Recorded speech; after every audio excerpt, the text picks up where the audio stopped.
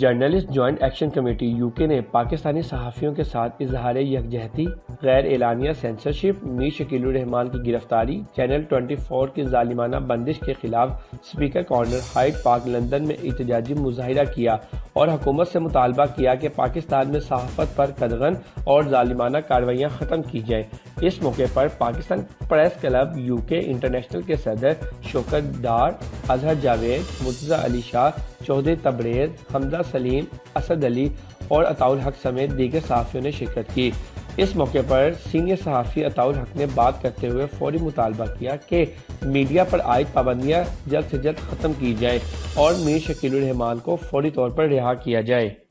آج برطانیہ کی صحافت یہ پیغام دے رہی ہے کہ پاکستان میں جتنے بھی صحافی ہیں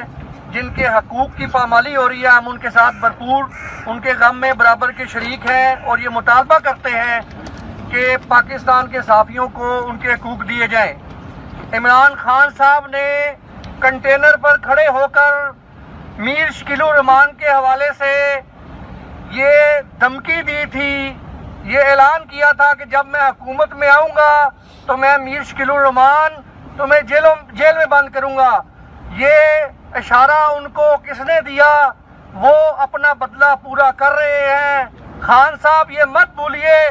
کہ یہ حکومت سدا نہیں رہنی، ظلم کی ایک انتہا کی ایک حد ہوتی ہے۔ ایک ایسا شخص جس نے پاکستان کا سب سے بڑا میڈیا گروپ اور اس شخص نے جس طریقے سے ہزاروں افراد